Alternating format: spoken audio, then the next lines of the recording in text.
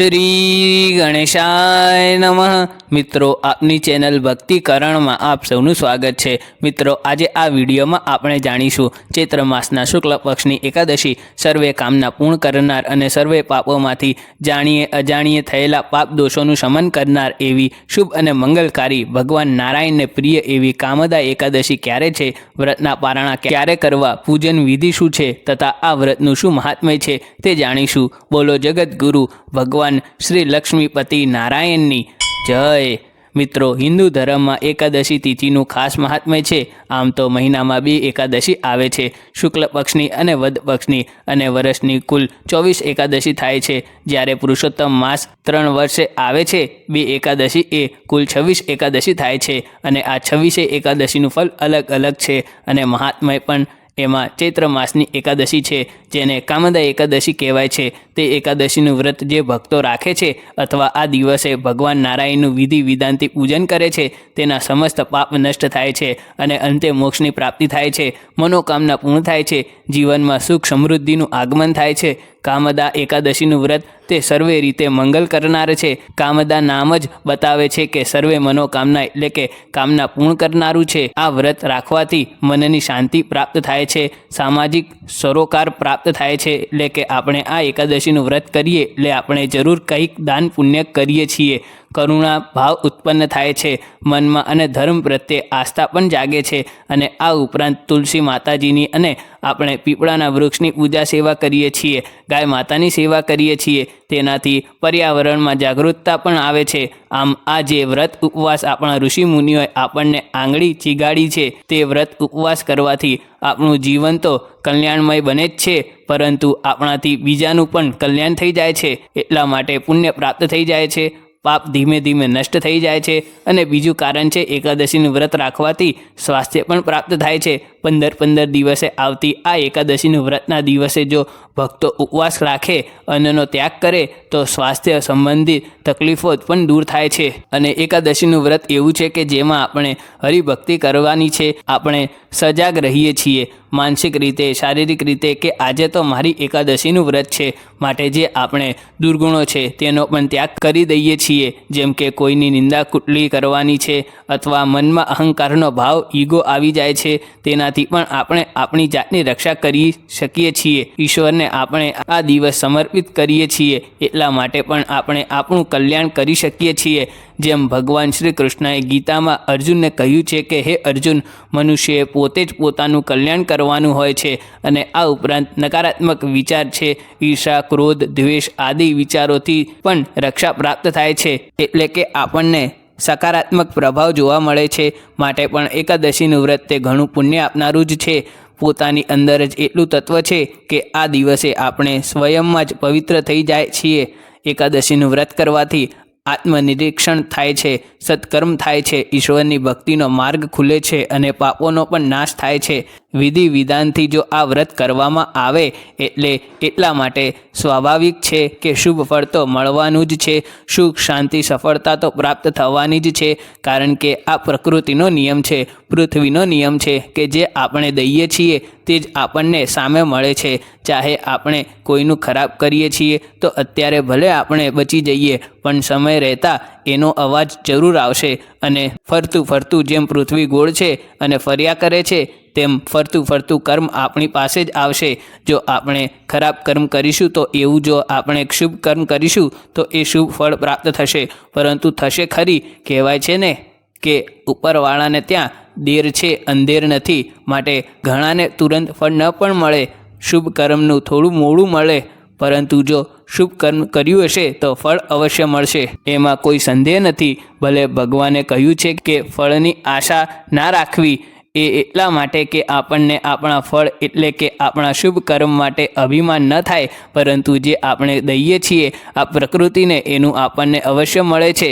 અને એકાદશીના વ્રત કરવાથી જીવનમાં સદાચારની પ્રાપ્તિ પણ થાય છે, કલ્યાણ થાય છે। કામદા એકાદશીના દિવસે નિર્જલા વ્રત રાખવાથી, ફલ આહાર લેવાથી આરોગ્યની પ્રાપ્તિ થાય છે। કારણ કે ઉનાળાની શરૂઆત થઈ ગઈ છે, ઠંડી હવે ધીમે ધીમે જાય છે, ઋતુ પરિવર્તન થાય છે, માટે ભોજનમાં પણ ધ્યાન રાખવું જોઈએ. કામદા એકાદશીનું વ્રત તે પાપોનું શમન કરનાર અને સુખ સમૃદ્ધિ અને મોક્ષ આપનારું છે.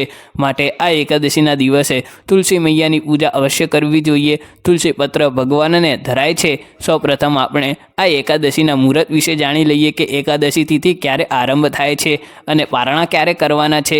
આ ચૈત્ર માસના શુક્લ પક્ષની કામદા એકાદશી તિથિ પ્રારંભ થાય છે તારીખ 7 એપ્રિલ 2025 રાત્રે લગભગ 8 વાગ્યાની આસપાસ, જે આ તિથિ પૂર્ણ થાય છે 8 એપ્રિલ 2025 રાત્રિના લગભગ 9:12 આસપાસ.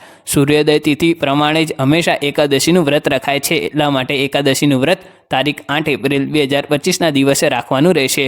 હવે આપણે જાણી લઈએ કે એકાદશીના પારણા ક્યારે કરવાના છે.